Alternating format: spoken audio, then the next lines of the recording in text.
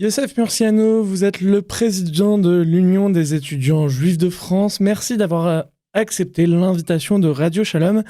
Et si vous parlez avec nous aujourd'hui, c'est parce que vous alertez sur les dangers de l'intelligence artificielle dans une tribune publiée par l'hebdomadaire Le Point, où vous dites qu'il y a un déconfinement un déconfinement des préjugés raciaux, antisémites, racistes de l'intelligence artificielle. Pourquoi aujourd'hui ce signal d'alarme? Déjà parce que les étudiants, mes amis, moi-même passons énormément de temps sur les réseaux sociaux et il se trouve que je suis tombé à plusieurs reprises sur des vidéos générées par intelligence artificielle avec des consonances un peu racistes ou antisémites. Notamment une vidéo qui a déclenché l'écriture de cette tribune et de cette alerte, c'est ce moment où on tombe sur une vidéo, on voit un rabbin à genoux par terre avec un nez proéminent en train de renifler le sol et de chercher des pièces. Voilà ce que l'intelligence artificielle est capable de créer, c'est le mythe antisémite du juif radin qui est presque réalisé parce que l'intelligence artificielle, ce qu'elle a de génial et ce qu'elle a aussi de dangereux, c'est qu'elle est capable de faire des vidéos qui ressemblent comme deux gouttes d'eau à la réalité et donc d'instiguer le doute, etc. J'alerte parce que c'est aux plateformes qui diffusent ce genre de vidéos, à la fois les grandes plateformes de fabrication d'intelligence artificielle comme ChatGPT, Gemini, etc., mais également aux plateformes de réseaux sociaux qui publie ce genre de vidéos et qui en permet la prolifération, de mettre des stops et de limiter les contenus racistes et antisémites. Mais j'aimerais maintenant qu'on évoque plus particulièrement l'exemple de Grok qui est assez édifiant. Grok, l'intelligence artificielle de X et d'Elon Musk, qui tient de façon pratiquement automatique des propos négationnistes, antisémites, qui cite, je crois, même Mein Kampf. Là, est-ce qu'on est au maximum de la perversion de cette intelligence artificielle et d'où est-ce que ce phénomène vient? Alors déjà, il faut comprendre le fonctionnement des dernières semaines sur X et Grok. Il se trouve que Elon Musk a décidé je le cite, débrider son intelligence artificielle. Il avait mis en place des garde-fous qu'il a décidé d'enlever et à peine quelques jours après cette débridation, il se trouve que des internautes ont demandé qui était le meilleur dirigeant de l'histoire qui aurait pu gérer les incendies à tel ou tel endroit et Grok a répondu Hitler sans hésiter.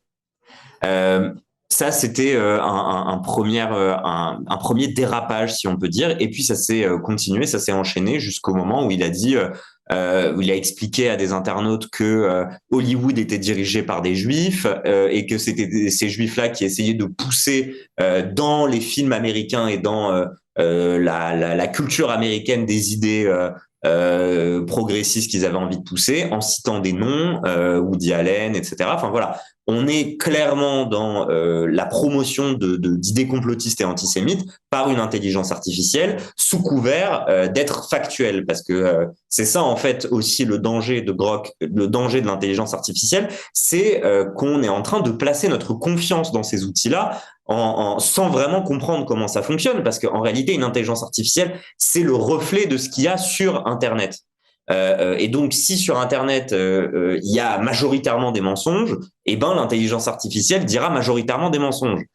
Et ça, on a du mal à le comprendre. On a l'impression qu'on s'adresse à Google, qu'on s'adresse à Wikipédia, etc. Mais en fait, c'est pas le cas. On s'adresse à quelque chose de beaucoup plus complexe qui utilise à la fois des sources fiables, mais également des sources qui ne sont pas du tout fiables. Et voilà dans ce qu'on est en train de tomber. Moi, je pense que c'est une vision complètement cauchemardesque du futur où tous les préjugés racistes et antisémites qui étaient restés au cadre de la caricature parce qu'en fait, c'était le fruit d'esprits malades qui essayaient de l'exprimer, mais qui n'avaient pas les outils pour l'exprimer. Là, ils vont pouvoir l'exprimer grâce à l'intelligence artificielle qui est presque comme 2 gouttes d'eau de la réalité. Et donc, peut-être instiller le doute chez des gens, voilà, imaginer qu'en fait, il est possible, vu que j'ai vu la vidéo, pourquoi pas que les Juifs ont un gros nez, sont tous des rabbins qui cherchaient des pièces sur le sol en reniflant le sol. Et est-ce que vous pensez aujourd'hui que les pouvoirs publics ont pris la mesure des dangers que pouvait apporter l'intelligence artificielle à notre société?